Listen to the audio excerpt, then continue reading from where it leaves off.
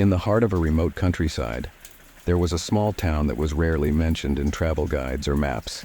Its name was Whispering Pines, a place shrouded in mystery and folklore. It was said that anyone who ventured too close would receive an unusual invitation, a cryptic letter that arrived without a return address. The letter was written in an elegant script and bore only the words, "Come and see what lies beneath the surface."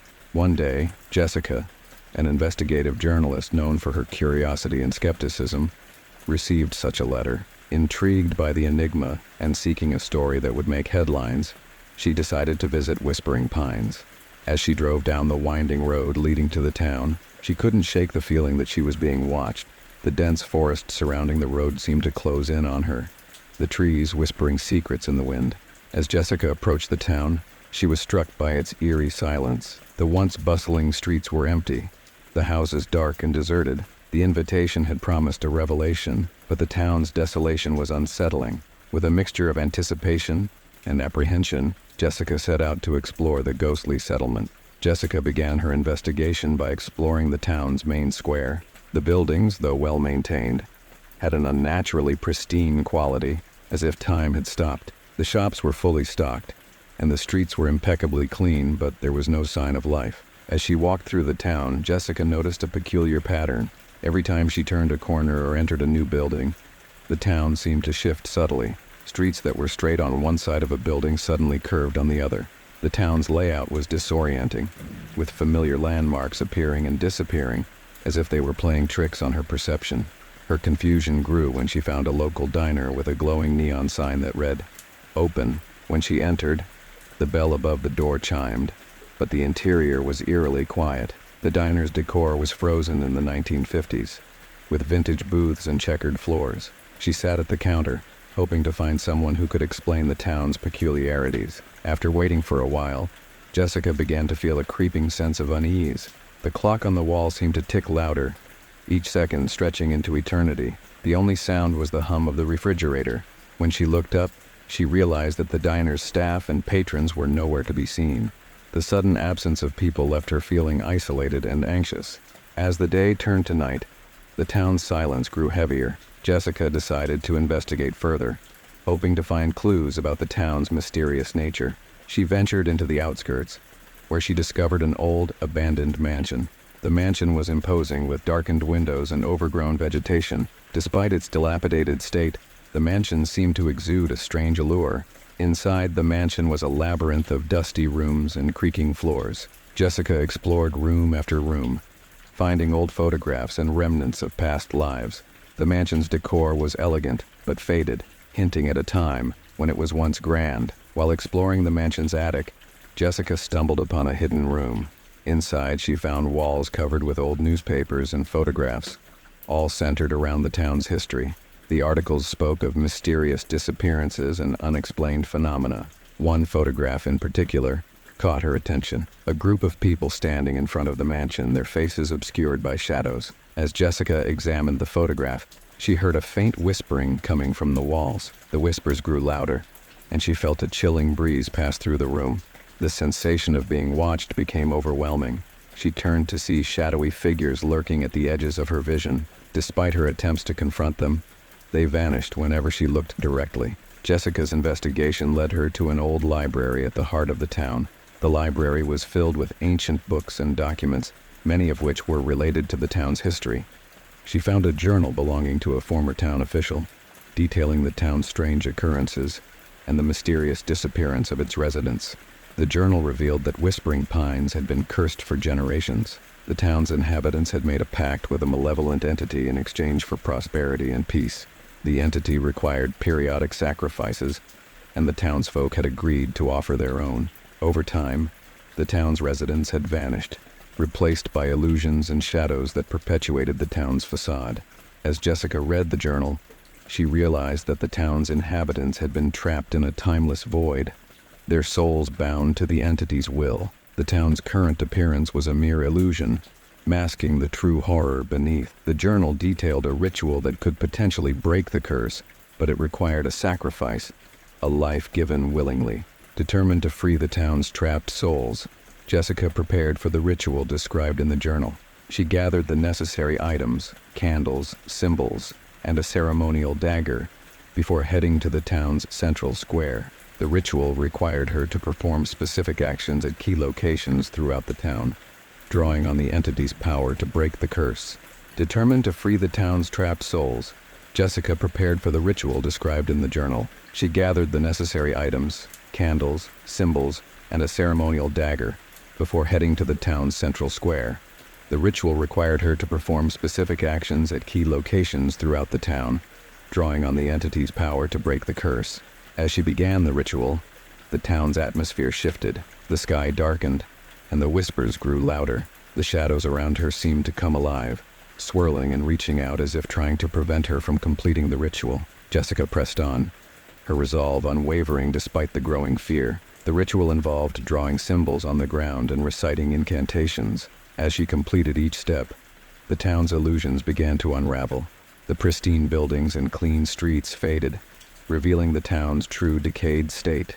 The entity's presence became more aggressive, manifesting as distorted, wailing figures that tried to drag her into the void. Despite the intense opposition, Jessica managed to complete the final incantation. A blinding light erupted from the central square, engulfing the entire town. The shadows and illusions dissipated, and the town was finally revealed in its true abandoned state. The trapped souls, now freed, seemed to whisper their gratitude before vanishing into the afterlife. As the town returned to its abandoned state, Jessica felt a sense of relief but also a profound sadness. The once thriving Whispering Pines was now a ghost town, its inhabitants long gone. The malevolent entity had been vanquished, but the cost was a stark reminder of the price paid for breaking a curse. Jessica left the town with a heavy heart, knowing that she had uncovered the truth behind its eerie mystery. The experience had changed her forever, leaving her with a deep respect for the unknown and the dangers that lurk in the shadows. She vowed to share the story of Whispering Pines, hoping that others would learn from her harrowing encounter and approach the unknown with caution and reverence. Daniel and his friends had always been drawn to the thrill of the unknown, and Crestwood Manor was the ultimate challenge. The mansion stood on the outskirts of a small, forgotten town, its presence barely noticeable under layers of neglect. The imposing iron gates, rusted and barely functional, creaked ominously as they pushed them open. As they drove up the long, winding path lined with twisted trees, their excitement mixed with a palpable sense of unease. The manor itself was a massive structure with Gothic architecture that seemed to groan under its own weight. Its once grand facade was now marred by broken windows and ivy that seemed to strangle the building. Daniel, the unofficial leader of the group, tried to mask his apprehension with bravado. "We've come this far, we might as well explore," he said, though his voice betrayed a hint of hesitation. The group set up their gear, flashlights, cameras, and recording equipment, while discussing the legends that had drawn them here. According to local lore, Crestwood Manor had been the site of a series of gruesome murders in the early 1900s. The story told of a wealthy family torn apart by betrayal and violence, their souls forever trapped in the manor's walls. As twilight fell, the manor seemed to come alive with shadows and sounds. The once vibrant garden was now overgrown and sinister, with gnarled branches reaching out like skeletal fingers. The setting sun cast eerie shadows through the dilapidated windows, and the wind howled through the broken panes, adding to the growing sense of dread. Inside, the air was thick with dust and the smell of decay. Every step they took echoed loudly in the cavernous halls. The old wallpaper, peeling and stained, seemed to whisper secrets of a bygone era. The friends set up their base in what appeared to be a grand old sitting room, the remnants of opulence still evident in the cracked and faded furnishings.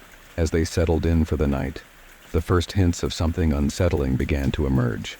The manor's oppressive silence was occasionally broken by distant, indistinguishable noises that could have been the house settling or something far more sinister. The group, now a mix of thrill-seekers and skeptics, could feel the weight of the manor's history pressing down on them, their excitement slowly giving way to a growing sense of unease. The night fell, with an almost tangible darkness, swallowing the manor in its abyss. The group's excitement turned to nervous energy as they gathered around a makeshift camp in the sitting room, their conversations growing quieter and more subdued. The flashlights cast long, jittery shadows on the walls, creating an atmosphere of constant, unsettling movement. As the clock ticked past midnight, strange occurrences began to unfold. At first it was subtle, an unexplained chill in the air, the sudden flicker of lights, and the occasional creak of floorboards. Daniel, trying to maintain control, suggested they record everything, hoping to capture evidence of the paranormal. The group took turns documenting the anomalies, but the footage showed nothing more than the flickering light and the occasional shadow. Then came the whispers. They started as faint murmurs, barely perceptible over the sound of their own voices. The group initially dismissed them as the wind or their own imagination. However, as the night wore on, the whispers grew clearer and more distinct. They seemed to come from all directions, their words just out of reach, leaving the group in a state of heightened anxiety. One member, Lisa, reported hearing her name called out from the darkness. Her voice trembled as she described the chilling sensation of being watched. The others tried to reassure her, but the unease was contagious. The air grew colder, and the group's breath became visible in the frigid room. Around 3 a.m., the manor seemed to come alive with activity. Objects began to move on their own. A book fell from a shelf with a resounding thud, and the wind howled through the broken windows with increasing intensity. The group's attempts to rationalize the events were met with mounting frustration, as their skepticism was gradually replaced by fear. Sleep was elusive that night. The friends huddled together, their nerves frayed by the constant, inexplicable disturbances. The manor's oppressive atmosphere seemed to close in around them, and even the most rational among them began to question their decision to stay. As the days passed, the disturbances at Crestwood Manor became increasingly intense. The group began to experience more severe phenomena, cold spots that seemed to follow them from room to room, lights flickering erratically, and inexplicable sounds that defied logical explanation. The cold spots were the most unsettling. They would enter a room only to find it inexplicably freezing, their breath visible in the frigid air.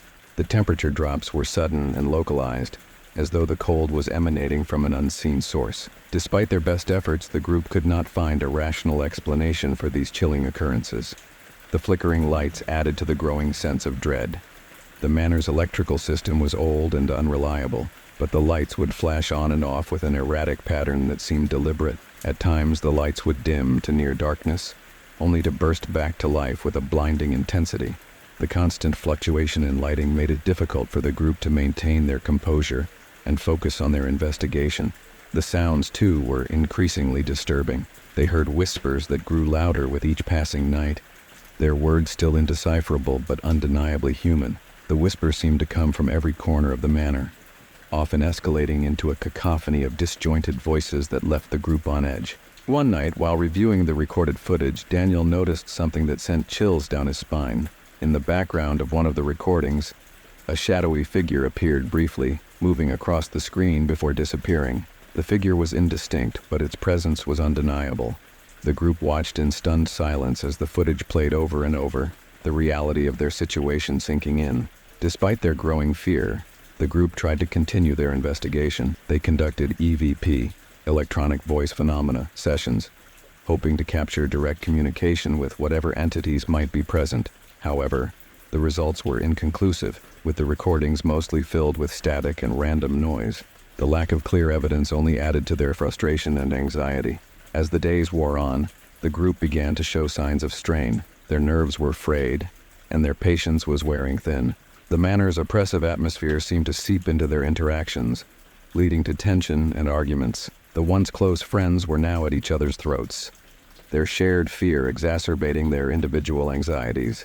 In a desperate attempt to understand the history of Crestwood Manor, Daniel and his friends delved into local archives and historical records. Their research led them to an old library in town, where they uncovered a trove of documents related to the manor's dark past. The most significant discovery was a journal belonging to Eliza Crestwood, the last known resident of the manor before it fell into disrepair. The journal revealed a harrowing tale of betrayal and murder. Eliza had been a young woman of high social standing, married to a wealthy and influential man. However, her seemingly perfect life was shattered when she discovered her husband's affair with a close friend. The journal detailed the events leading up to the murders that had taken place within the manor's walls. Eliza, driven by a combination of jealousy and despair, had confronted her husband and his lover in a fit of rage. The confrontation ended in violence, with Eliza killing both her husband and his mistress before taking her own life. The manor had been left in a state of disarray, a physical manifestation of the emotional turmoil that had transpired.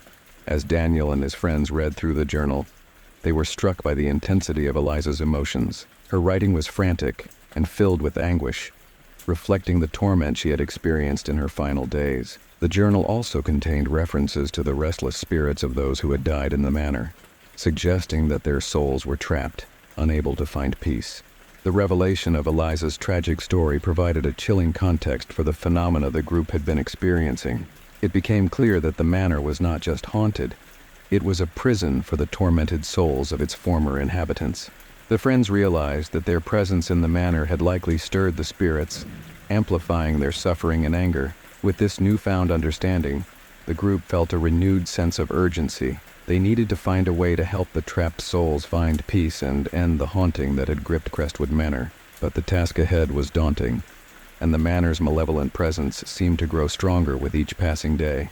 Determined to resolve the situation, Daniel and his friends sought out methods to communicate with the spirits and offer them a sense of closure. They consulted local paranormal experts and spiritual advisors, who suggested performing a ritual to cleanse the manor and release the trapped souls. Armed with this knowledge, the group prepared for the confrontation with the spirits. They gathered supplies for the ritual, including candles, incense, and holy symbols. The air was thick with tension as they set up the ritual space in the manor's grand ballroom, the room that had once been the center of social gatherings and now felt like a focal point of the manor's dark energy.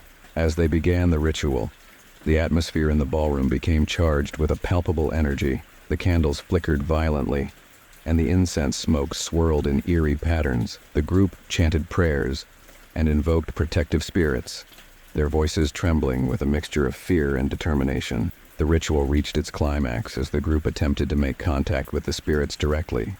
They used a spirit board and other communication tools, hoping to establish a connection with the entities residing in the manor. The responses they received were unsettling and cryptic, filled with anguish and anger. The spirits seemed to resist the attempt to communicate, their responses marked by erratic movements and unexplained phenomena. At one point, the room's temperature plumbed dramatically, and the friends felt an overwhelming sense of despair. The lights flickered wildly, casting eerie shadows that danced on the walls. The intensity of the haunting reached a peak, with objects flying across the room and the sound of anguished cries echoing through the manor. Despite the chaos, the group persevered. They continued the ritual, their voices growing louder and more insistent as they pleaded with the spirits to find peace. The tension in the room was nearly unbearable, with the spirits' resistance palpable. As the ritual came to an end, the energy in the room shifted. The oppressive atmosphere seemed to lift slightly, and the haunting noises subsided. The group was exhausted and emotionally drained, but felt a tentative sense of relief. They hoped that their efforts had made a difference, but the manor's true response was yet to be seen. The following morning, the manor was eerily quiet. The group woke to a sense of subdued calm. The oppressive atmosphere that had plagued them for days seemingly lifted. The cold spots and flickering lights had ceased, and the whispers that had haunted them were no longer present. Despite the apparent calm, the experience had taken a toll on the friends. They were physically and emotionally exhausted, their once excited curiosity replaced by a profound sense of melancholy. The manor's dark history and the ordeal they had endured had left an indelible mark on them. As they prepared to leave Crestwood Manor, they took one last look at the decaying building. The mansion, though still imposing and eerie, seemed less menacing now. The friends hoped that their actions had brought some measure of peace to the restless souls trapped within its walls. Their departure was marked by a somber silence. The excitement and thrill that had initially driven them to the manor were now overshadowed by the weight of their experiences. They left with a deep sense of respect for the spirits they had encountered, and a newfound understanding of the true nature of the supernatural. The story of Crestwood Manor would remain with them forever, a haunting reminder of the fragility of human existence and the enduring power of the past. The group returned to their lives, forever changed by their encounter with the manor's restless spirits. The manor itself stood as a silent testament to the tragedies of the past, its secrets forever intertwined with the lives of those who dared to uncover them. Bramblewood was supposed to be the ideal escape from the hustle of modern life. Laura and her husband Tom had always dreamed of owning a house in the countryside, When they stumbled upon an old charming farmhouse nestled deep in the woods, they knew they had found their paradise. The house was surrounded by tall ancient trees that whispered secrets in the wind. Its rustic charm was undeniable, with ivy creeping up the stone walls and a wide wraparound porch. It was exactly what they had envisioned for their new life together.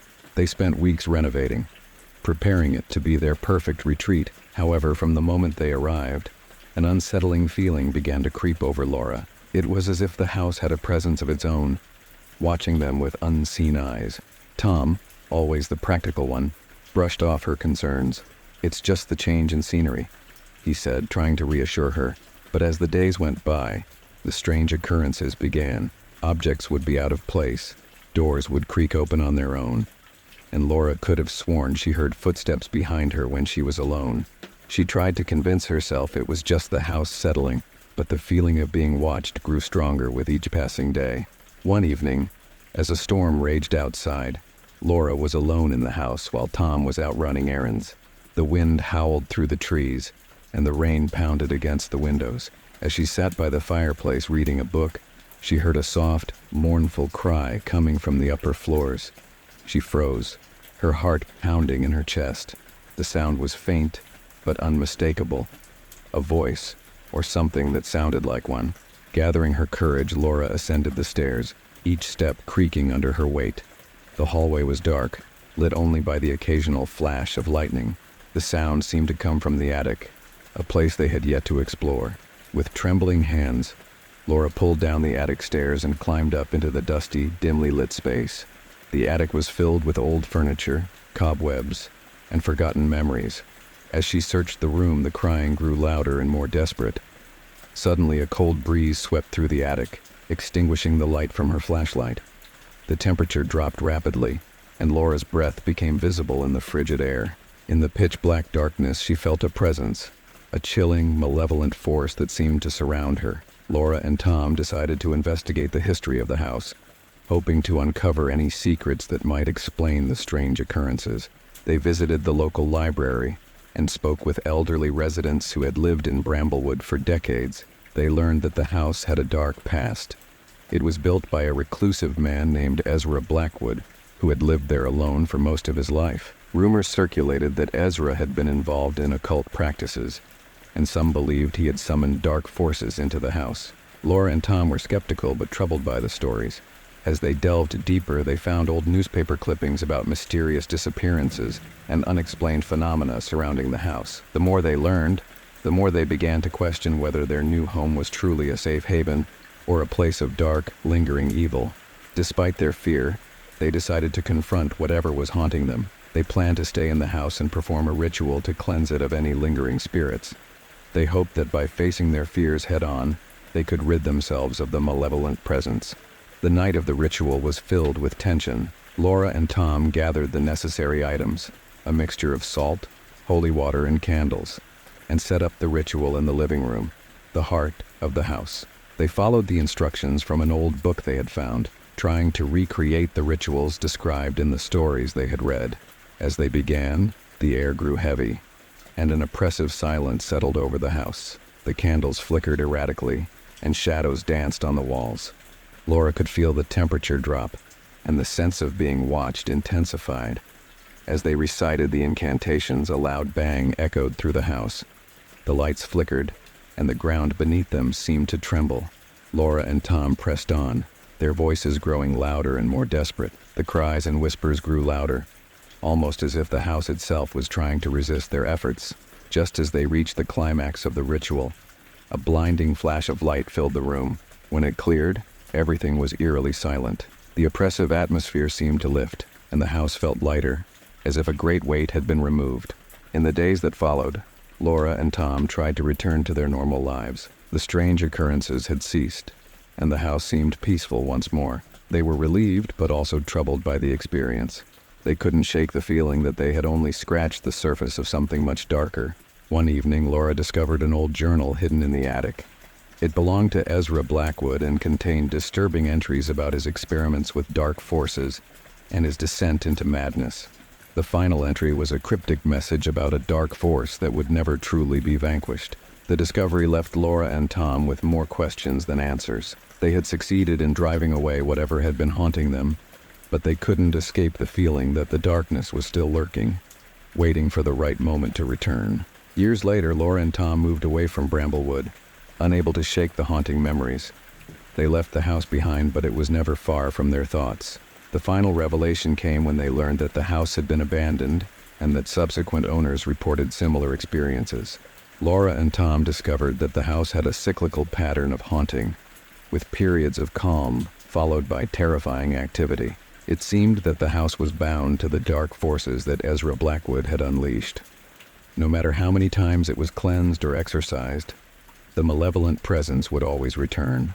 In their final reflection, Laura and Tom realized that some places are tainted by the darkness of their past, and no amount of effort can truly cleanse them. They left Bramblewood behind, but carried the lessons learned with them, forever changed by their terrifying experiences. In the heart of a dense ancient forest known as Blackwood, there was a tale of a hiker who had vanished without a trace. The forest was notorious for its labyrinthine trails and eerie silence, where even the wind seemed to hold its breath. The hiker, a seasoned explorer named Mark, had ventured into the forest seeking adventure but never returned. Mark's disappearance was a mystery that intrigued many. Despite extensive search efforts, no trace of him was found, and the forest remained shrouded in secrecy. The local legend spoke of a malevolent force within the forest, said to lure travelers to their doom. One day, a group of friends, Laura, Ben, and Sarah, decided to investigate the forest, hoping to uncover the truth behind Mark's disappearance. They were determined to find out what had happened to him and whether the legends of Blackwood were true. Equipped with GPS devices, cameras, and camping gear, they set out into the forest with a mix of excitement and trepidation. As the group ventured deeper into Blackwood Forest, they were struck by an unsettling silence. The forest was eerily quiet, with no sound of wildlife or rustling leaves. The air was still and heavy, and even their footsteps seemed muffled. The lack of natural sounds heightened their sense of unease. The friends followed a narrow trail that wound through the trees, their path illuminated by the dim light of their flashlights. The trees loomed over them, their twisted branches creating an almost claustrophobic feeling. The further they went, the more they felt as though they were being watched.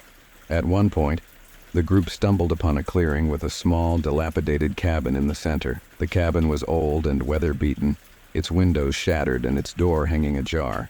The sight of the abandoned structure added to their growing sense of dread. But they decided to investigate it, hoping to find clues about Mark's disappearance. Inside the cabin, they found old, dusty furniture and faded photographs of people who had long since vanished. The walls were covered with strange symbols and cryptic messages, some of which seemed to warn against entering the forest. The atmosphere inside the cabin was thick with an oppressive energy that made them uneasy. As night fell, the group decided to set up camp near the cabin. The forest's silence deepened, and the darkness seemed to press in on them. As they sat around the campfire, they began to hear strange noises coming from the woods, a faint whispering and rustling that seemed to come from all directions. Laura, Ben, and Sarah tried to dismiss the sounds as animals or the wind, but the noises grew louder and more persistent. Shadows seemed to move around them, and the temperature dropped suddenly. They felt an overwhelming sense of dread, as if something malevolent was lurking just out of sight. During the night, Laura was awoken by a series of terrifying apparitions. Shadows in the shape of human figures danced around their campsite, their features obscured but their presence unmistakable. Laura tried to wake her friends, but when she looked around, the shadows had vanished. The sight of these ghostly figures left her shaken and scared.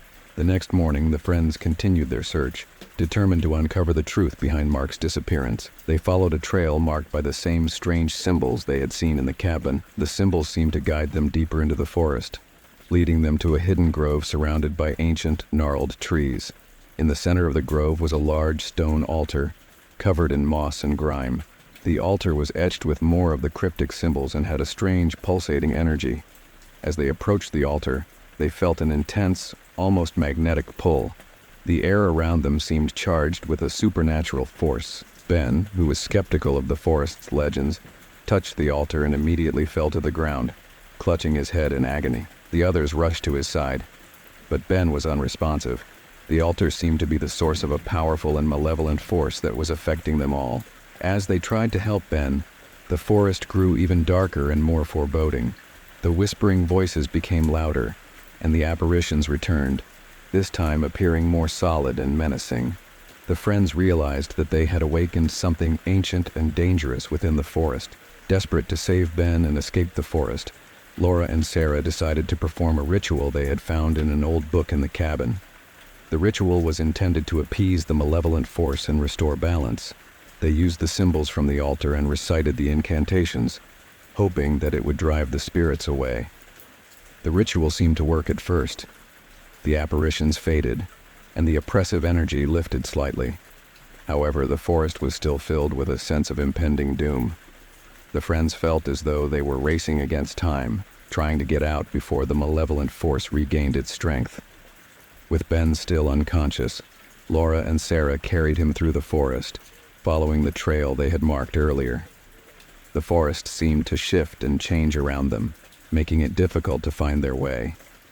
The whispering voices grew fainter, but the sense of dread remained.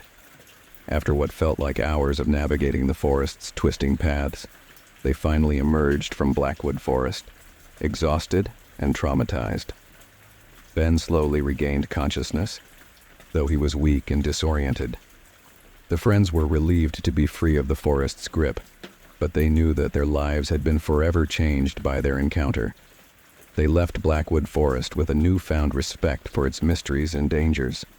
The story of their harrowing experience would serve as a cautionary tale for others who ventured into the forest. The malevolent force within Blackwood remained, a dark reminder of the power that lies hidden in the shadows of the world. The old asylum on the outskirts of town had been abandoned for decades, its once pristine halls now overrun with decay and neglect. The asylum was infamous for its dark history of unethical experiments and the tragic fates of its patients. It was said that the spirits of those who had suffered there still roamed its halls, trapped by the torment they had endured. A team of paranormal investigators, led by Dr. Emily Carter, decided to explore the asylum, hoping to document evidence of the supernatural. Dr. Carter was known for her scientific approach to the paranormal, and her team was equipped with state-of-the-art equipment to capture any evidence of ghostly activity. As they arrived at the asylum, the team was struck by its imposing presence. The building loomed over them, its dark windows and crumbling facade giving it an air of foreboding. They set up their equipment in the main hall and prepared for a night of investigation. The initial hours of the investigation were relatively quiet. The team explored various parts of the asylum, recording environmental data and capturing audio and video footage. They found disturbing evidence of the asylum's past: old medical records, rusted equipment, and personal belongings of patients. As the night wore on, the team began to experience strange phenomena. The temperature in certain rooms dropped drastically, and they heard unexplained noises, footsteps, whispers, and the sound of doors creaking open and shut. Their equipment detected fluctuations in electromagnetic fields, which they attributed to the presence of spirits. One of the most unsettling moments occurred when the team discovered a hidden basement. The basement was filled with old, dilapidated medical equipment and chains. The walls were covered with symbols and markings, hinting at the asylum's dark practices. The team felt an oppressive energy in the basement, as if the very air was thick with the suffering of the past. As the investigation continued, the activity in the asylum became more intense. The team experienced sudden drops in temperature, and their equipment detected powerful spikes in electromagnetic fields. The spirits seemed to grow more restless, their presence becoming more palpable. Dr. Carter conducted a seance in an attempt to communicate with the spirits. The seance was held in a room that had once been an isolation chamber, and the atmosphere was charged with tension. During the seance, the team received cryptic messages from the spirits indicating that they were trapped and in pain. The messages revealed the horrors of the asylum's past, experiments that had gone horribly wrong, patients subjected to cruel treatments, and the suffering of those who had never received proper care. The spirits' anguish was evident in their responses, and the team felt a deep sense of sadness and empathy. As the night progressed, the team encountered a dark entity that seemed to be different from the other spirits. This entity was malevolent and powerful. Its presence felt as an oppressive weight on their chests. The entity's energy was distinct, marked by a sense of malevolence and hostility. The entity seemed to be the source of the asylum's darkest events, a spirit of great anger and hatred. It targeted the team, causing their equipment to malfunction and creating a sense of fear and dread. The team experienced vivid hallucinations and felt as though they were being watched and followed. Dr. Carter and her team tried to confront the entity using protective rituals and spiritual methods. They used holy symbols, prayers, and other tools to ward off the entity's influence. However, the entity was relentless, and the team struggled to maintain their composure as they faced its wrath. In their efforts to understand the entity's origins, the team uncovered a hidden archive of documents detailing the asylum's most egregious experiments. The documents revealed that the entity had once been a powerful sorcerer who had been imprisoned in the asylum for his dark practices. His spirit had been bound to the asylum, fueling the suffering of its patients and ensuring that his malevolence persisted. The team realized that the entity's anger and power were directly tied to the suffering it had caused. The sorcerer's spirit was feeding on the fear and pain of the asylum's past, and breaking the cycle would require acknowledging and addressing the horrors that had occurred. With the revelation of the entity's true nature, Dr. Carter and her team prepared for a final confrontation. They conducted a powerful ritual designed to release the entity from its binding and put an end to its influence. The ritual required them to confront the sorcerer's spirit directly and offer a form of redemption for the suffering it had caused. The confrontation took place in the asylum's main hall, where the sorcerer's spirit was most active. The team faced intense opposition from the entity, but their determination and compassion helped them push through. The ritual reached its climax as the sorcerer's spirit was confronted with the pain and suffering it had caused.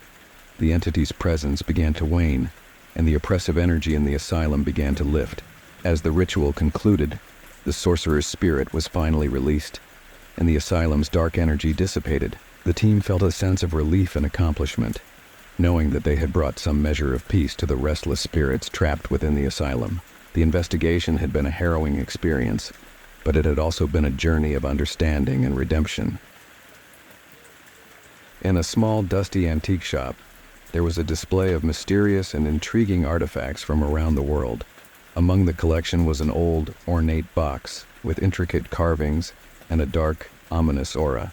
The box was said to contain a cursed artifact, a relic with a dark history that had brought misfortune and terror to those who possessed it. The artifact, known as the obsidian amulet, was rumored to have been cursed by an ancient civilization. Its origins were shrouded in mystery, and it was said that anyone who came into contact with it would be plagued by misfortune and supernatural occurrences. One day, a young historian named Julia stumbled upon the antique shop while researching ancient relics. She was immediately drawn to the obsidian amulet, its dark allure compelling her to examine it more closely. Despite the warnings from the shop owner, Julia decided to purchase the amulet, intrigued by its enigmatic history. After taking the amulet home, Julia began to experience a series of strange and unsettling events. It started with minor inconveniences, lost keys, broken appliances, and strange noises at night. However, as time went on, the disturbances grew more severe and disturbing. Julia noticed that the amulet seemed to have a malevolent influence on her surroundings. Objects would move on their own, and she would hear whispers and voices in the dark. The once coveted artifact had become a source of terror and unease in her life. One night, Julia was awoken by a cold, icy touch and a sense of being watched. She saw shadowy figures moving around her apartment, their forms indistinct, but their presence undeniable. The figures seemed to be drawn to the amulet, their dark energy feeding off its cursed power. Desperate to understand the amulet's curse and find a way to break it, Julia began researching its origins in earnest. She discovered that the obsidian amulet had been created by an ancient civilization that practiced dark rituals and necromancy. The amulet was said to be a conduit for dark forces, allowing them to influence and control the living. Julia reached out to experts in the field of occult studies and folklore, hoping to find a solution to her predicament. She learned that breaking the curse would require a complex and dangerous ritual, involving the use of sacred artifacts and the performance of ancient rites. The more Julia learned, the more she realized that the amulet's curse was not only a threat to her, but also to those around her. She felt a growing sense of urgency to find a solution before the malevolent influence of the amulet could spread further. With the help of a renowned occultist, Julia prepared for the ritual to break the curse. The ritual required her to travel to a remote and ancient site, known for its connection to dark forces. The site was said to be a place of immense power, where the veil between the living and the supernatural was thin. Julia and the occultist performed the ritual, using sacred tools and performing complex incantations. The process was grueling and intense, with the amulet's cursed energy reacting violently to the ritual's attempts to neutralize it. The atmosphere was charged with a sense of impending danger, as if the very fabric of reality was being torn apart. During the ritual, Julia experienced vivid hallucinations and confrontations with the dark forces that had been unleashed by the amulet. The battle was both physical and spiritual, as she fought to maintain her focus and complete the ritual, despite the overwhelming malevolence surrounding her. As the ritual reached its climax, the amulet's dark energy began to dissipate. The malevolent forces that had been unleashed were driven away, and the curse was broken. Julia felt a profound sense of relief, knowing that the threat had been neutralized. However, the experience had taken a toll on her. She was left with a deep sense of unease and trauma, and the memory of the curse's influence lingered. Julia decided to keep the amulet sealed away, ensuring that its dark power would never be unleashed again. The ordeal had taught Julia the dangers of dabbling with forces beyond understanding, and the importance of respecting ancient knowledge and traditions. She returned to her research with a newfound caution, aware of the dark shadows that can lie hidden behind seemingly innocuous artifacts. In a quiet, picturesque town stood an old, charming library that had been a local landmark for generations. The library was known for its extensive collection of rare and antique books, and its evening book club was a popular social event.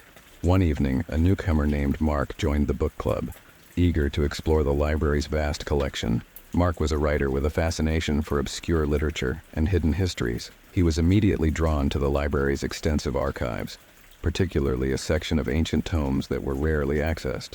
During his first visit, Mark discovered a book that caught his attention, a leather-bound volume with no title or author listed. The book exuded a strange, magnetic aura, and Mark felt an inexplicable urge to read it. The librarian, an elderly man with an air of mystery, seemed to watch him closely as he examined the book. As Mark delved into the book, he found that it contained strange and unsettling stories, many of which seemed to be based on real events. The book described occult rituals, lost civilizations, and supernatural phenomena, all written in a cryptic and enigmatic style. The more Mark read, the more he became absorbed in the book's content. He began to notice strange occurrences in his own life, unexplained shadows, eerie whispers, and a growing sense of paranoia. It was as if the book was influencing his reality, drawing him into its dark narrative. One night, while reading the book, Mark experienced a vivid and disturbing vision. He saw himself in a shadowy, otherworldly realm, surrounded by figures cloaked in darkness. The vision was both terrifying and mesmerizing, leaving Mark shaken and unsettled. Concerned about the book's effect on him, Mark sought advice from the librarian. The elderly man revealed that the book was known as the Midnight Chronicle, a cursed tome with the power to alter reality and summon dark forces. The librarian explained that the book had a history of driving its readers to madness or worse. The librarian warned Mark that the only way to protect himself was to stop reading the book and return it to its rightful place. He advised Mark to avoid any further contact with the book, and to seek help if he felt his sanity slipping. Despite the librarian's warnings, Mark was reluctant to give up on the book. He was captivated by its dark allure and the mysteries it promised to unveil. He decided to continue reading, driven by a mix of curiosity and obsession. As Mark continued to read the book, the effects on his mental state grew more severe. He experienced vivid hallucinations and nightmares, each one more disturbing than the last. The lines between reality and fiction began to blur, and Mark found it increasingly difficult to distinguish between the two. The book's influence seemed to extend beyond Mark's mind. Strange and malevolent occurrences began to happen around him. Objects moving on their own, eerie sounds, and an overwhelming sense of being watched. Mark's relationships with friends and family began to deteriorate as he became increasingly isolated and consumed by the book. One night, Mark's obsession reached its peak. He performed a ritual described in the book, believing that it would grant him knowledge and power. Instead, the ritual opened a gateway to the dark realm depicted in the book, unleashing malevolent entities into his world. Realizing the gravity of his actions, Mark sought the librarian's help once more. The librarian revealed that the only way to close the gateway and banish the dark entities was to perform a counter-ritual, a complex and dangerous process that required precise knowledge and tools. With the librarian's guidance, Mark prepared for the counter-ritual. The process was fraught with danger, as the dark entities sought to prevent the ritual from succeeding. Mark faced intense opposition from the malevolent forces, battling both physically and spiritually to complete the ritual. As the ritual reached its climax, the dark entities were driven back into the book's realm, and the gateway was closed. The malevolent influence of the Midnight Chronicle was lifted, and Mark was left with a sense of profound relief and exhaustion. In the aftermath of the ordeal, Mark was left physically and emotionally drained. He decided to leave the library and move away from the town, seeking a fresh start away from the book's influence. The Midnight Chronicle was sealed away, and its dark secrets were once again hidden from the world. Mark's experience with the cursed book had taught him a valuable lesson about the dangers of seeking knowledge without understanding its true nature. He returned to his writing with a newfound sense of caution, aware of the potential consequences of delving into the unknown. The library continued to stand as a testament to the town's history, its secrets now more closely guarded. The Midnight Chronicle remained a dark reminder of the perils that lie hidden in the world's forgotten corners. In a quaint antique shop, Emma, an avid collector of vintage items, came across an ornate music box. The music box was intricately designed, with delicate carvings and a polished finish that caught the light beautifully. Emma was instantly captivated by its charm and decided to purchase it, despite the shop owner's cryptic warning about the box's unsettling history. The shop owner mentioned that the music box had a reputation for bringing misfortune to its owners. He explained that it had once belonged to a wealthy family who had all met tragic ends after acquiring it. Emma, intrigued by the story, brushed it off as mere superstition and took the music box home. Upon opening the music box, Emma was enchanted by its hauntingly beautiful melody. However, she soon noticed that the music box seemed to have an unsettling effect on her. Strange occurrences began to happen around her home. Objects would move on their own, and she would hear faint whispers and footsteps in the dark. The music box played its tune at irregular intervals, often when Emma was alone or at her most vulnerable. The melody, while beautiful, had an eerie quality that seemed to resonate with a deep sense of dread. Emma started to feel as if she were being watched, and her dreams were filled with disturbing images and visions. One night, while winding the music box, Emma noticed that the melody had changed. It began to play a mournful, discordant tune that seemed to convey a sense of sorrow and despair. The change in the melody was accompanied by a chilling presence that seemed to envelop her home. Determined to understand the source of the music box's curse, Emma began researching its origins. She discovered that the music box had once belonged to a family who had experienced a series of tragic events, accidents, illness, and untimely deaths. The family had tried to rid themselves of the music box, but it had always found its way back to them, bringing with it a trail of misfortune. Emma's research revealed that the music box was crafted by a notorious artisan known for his dark and malevolent creations. The artisan was rumored to have used his work to channel malevolent forces and curses, and the music box was one of his most infamous pieces. As Emma delved deeper into the music box's history, she learned that the only way to break the curse was to perform a ritual to cleanse the object of its dark energy. The ritual required specific incantations and the use of sacred items, and it was a complex and dangerous process. Emma enlisted the help of a knowledgeable occultist who specialized in breaking curses. Together, they prepared for the ritual, gathering the necessary tools and performing the required incantations.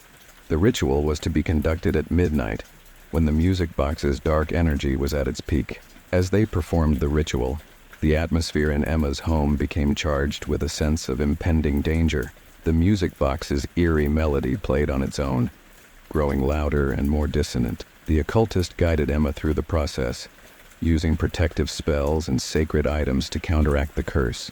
During the ritual, Emma experienced intense visions and feelings of dread. The malevolent presence that had been haunting her seemed to intensify, and the music box appeared to resist the cleansing efforts. The process was physically and emotionally draining, but Emma and the occultist persevered, determined to rid the music box of its curse.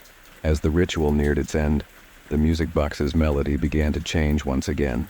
The discordant tune shifted to a softer, more harmonious melody, signaling that the curse was being lifted.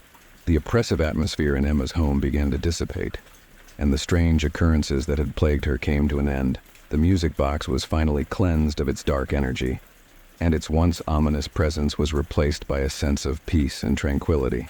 Emma felt a profound sense of relief and closure, knowing that the curse had been broken. Emma decided to keep the music box as a reminder of her ordeal and the lessons she had learned. She no longer felt the haunting presence that had once plagued her, and her home returned to a state of normalcy. The experience had left Emma with a greater respect for the unknown and the potential dangers that lay hidden in seemingly innocuous objects. She continued her passion for antique collecting with a newfound sense of caution, aware of the importance of understanding the history and significance of each item. The music box, once a source of fear and misfortune, became a symbol of resilience and the power of facing one's fears. Emma's encounter with the cursed music box had taught her valuable lessons about the nature of curses and the strength required to overcome them. Mark was a rideshare driver working the late-night shift, trying to make some extra cash after his regular day job. The night was calm, with only a few pickups, when his phone pinged with a new ride request. The location was an abandoned part of town, a place no one ever really went after dark. Mark hesitated but decided to accept the fare. After all, the money was good. When Mark arrived at the location, he saw two figures standing in the shadows, a man and a woman. They were both oddly dressed, wearing old-fashioned clothes like something from the 1950s. The man approached the car first, his face barely visible under the dim streetlights. He opened the door, and the woman followed him inside. Neither of them spoke, and there was something unnerving about their silence. Mark glanced back at them through the rearview mirror, feeling an odd chill in the air. "Where to?" he asked, trying to sound casual. The man mumbled an address that Mark didn't recognize, but he plugged it into his GPS and started driving. The couple sat in the back, staring out of the windows, their faces pale and expressionless. The ride was eerily quiet, with no sound except for the low hum of the car's engine and the faint rustling of the wind outside. Mark kept checking his rearview mirror, feeling a growing unease as the couple remained unnaturally still. Every time he looked, they seemed to be staring at him, their eyes dull and lifeless. The route the GPS took them on was winding and unfamiliar, leading deeper into an isolated, wooded area. Mark's phone began to glitch, and the GPS signal weakened. The map rerouted multiple times, taking them farther away from the city and into a narrow, fog-covered road. His unease grew into fear as he realized he was driving into the middle of nowhere, with no cell signal and two unsettling strangers in the back seat. The woman, who had remained silent throughout the ride, finally spoke. Her voice was a whisper, almost inaudible. "We're almost home." Mark felt a chill run down his spine. He hadn't told them anything about the route, and yet they seemed to know exactly where they were going. The sense of dread grew stronger, but he continued driving, unsure of what else to do. As they reached a remote area, the GPS finally gave out completely, and Mark found himself on a narrow dirt road surrounded by dense trees. The fog thickened, making it difficult to see more than a few feet ahead. "Is this where you wanted to go?" Mark asked nervously. The man in the back seat leaned forward slightly, his cold breath visible in the chilly air. "Just a little further," he whispered. Mark's knuckles turned white as he gripped the steering wheel, every instinct telling him to turn around, but something kept him driving forward. Suddenly, the car's engine sputtered and died. The headlights flickered and went out, plunging them into complete darkness. Mark frantically tried to restart the car, but the engine wouldn't turn over. The couple in the back seat remained silent, watching him struggle. Just when Mark was about to get out and check the car, the man spoke again, his voice low and unsettling. "We've arrived." Mark looked around, but there was nothing in sight except for trees and fog. "Arrived where?" he asked, his voice shaking. The woman pointed through the fog to what looked like an old crumbling house in the distance. It was barely visible, its outline ghostly in the mist. The couple got out of the car without another word, walking toward the house as if in a trance. Mark stayed in the car, watching them disappear into the fog. Something wasn't right. Everything about this felt wrong. Minutes passed, and the couple never returned. Mark's car was still dead, and he felt trapped in the eerie silence. With no other choice, he decided to follow them. Grabbing his flashlight, he stepped out of the car and cautiously made his way toward the house. The air was thick with tension, and every step felt heavier than the last. As he approached the house, he noticed it was even more dilapidated than he'd thought. The windows were shattered, the roof sagging, and the front door hung crookedly on its hinges. Yet, there were fresh footprints leading up to the entrance, as if the couple had just walked inside. Mark stepped into the house, shining his flashlight around. The inside was just as run down as the outside. Dust-covered furniture, peeling wallpaper, and the smell of decay in the air. There was no sign of the couple anywhere, but their presence lingered. As Mark moved deeper into the house, he came across a dusty, old photo album sitting on a table. Curious, he opened it and froze when he saw the pictures inside. The photos were of the same couple he had just picked up in his car, dressed in the same old-fashioned clothes, but these pictures were decades old. Suddenly, he heard footsteps behind him. He spun around, but no one was there. The air grew colder and the house seemed to creak and groan around him. Mark's heart raced as he realized the truth. He had picked up ghosts, and this house was their final destination. In a quaint antique shop, Emma, an avid collector of vintage items, came across an ornate music box. The music box was intricately designed, with delicate carvings and a polished finish that caught the light beautifully.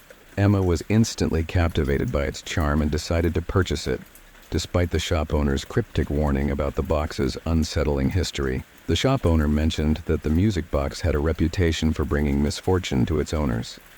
He explained that it had once belonged to a wealthy family who had all met tragic ends after acquiring it. Emma, intrigued by the story, brushed it off as mere superstition and took the music box home. Upon opening the music box, Emma was enchanted by its hauntingly beautiful melody. However, she soon noticed that the music box seemed to have an unsettling effect on her. Strange occurrences began to happen around her home. Objects would move on their own, and she would hear faint whispers and footsteps in the dark. The music box played its tune at irregular intervals, often when Emma was alone or at her most vulnerable.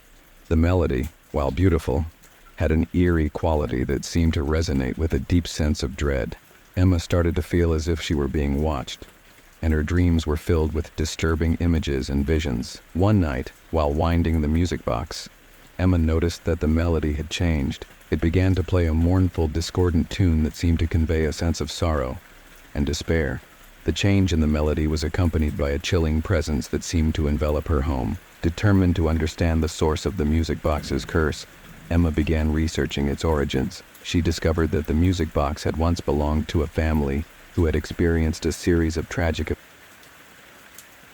Lucas was a traveling businessman, used to staying in hotels all across the country.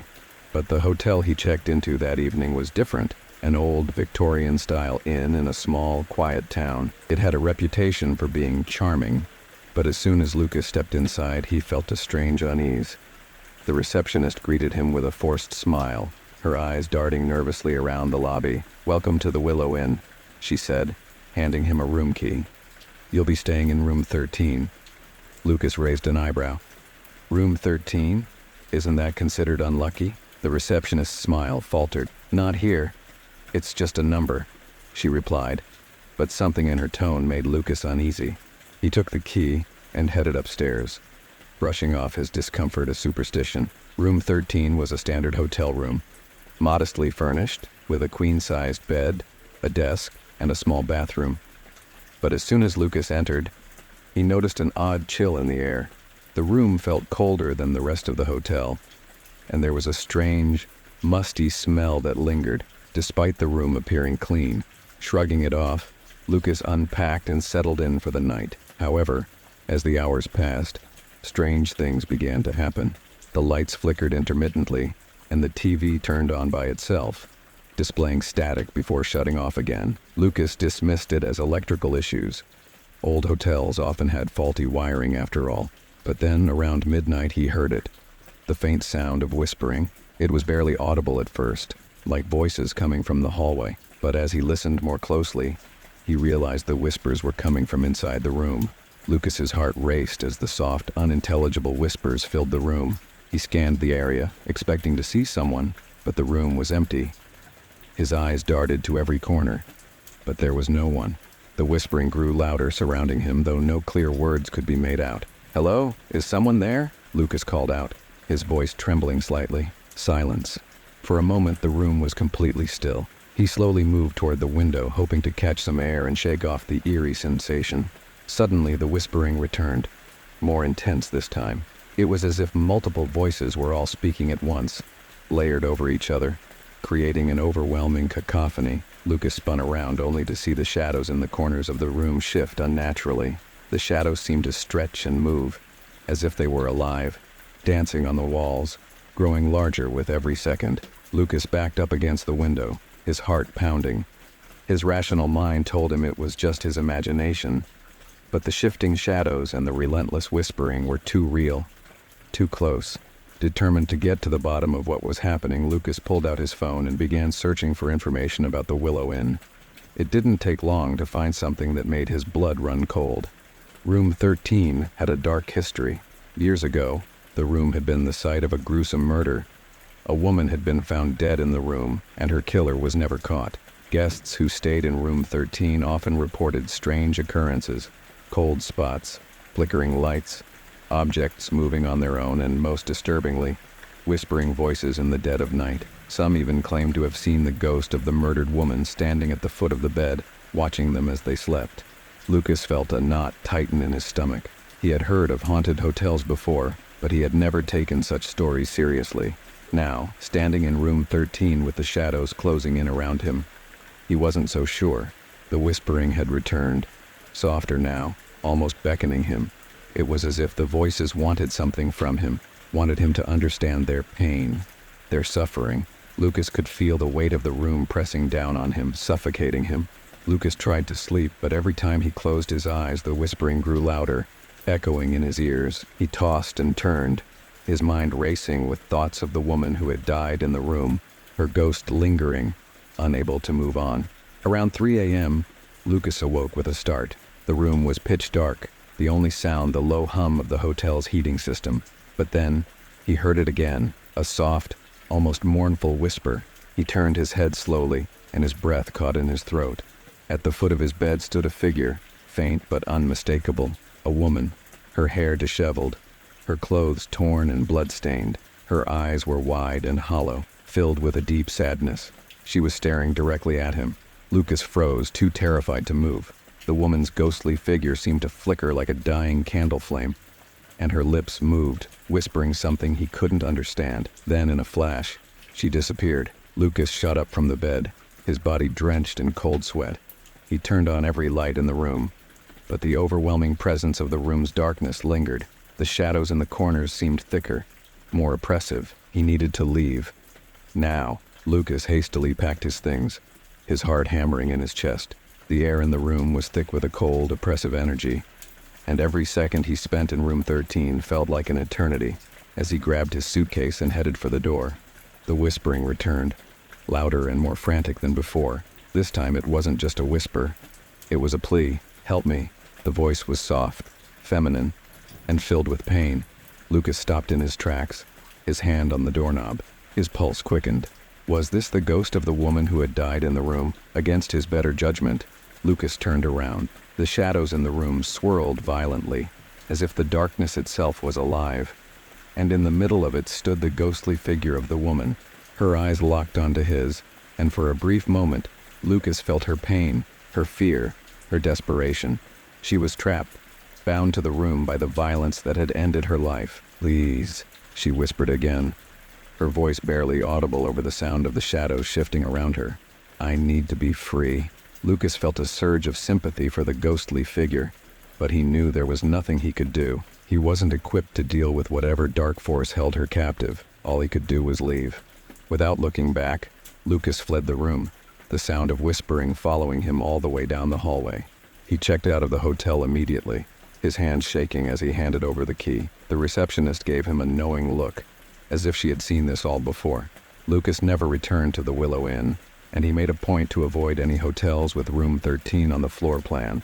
The experience haunted him for years, the memory of the ghostly woman and her whispering voice forever etched in his mind. But every now and then, late at night, he would wake up in a cold sweat, hearing the same soft whisper, "Help me."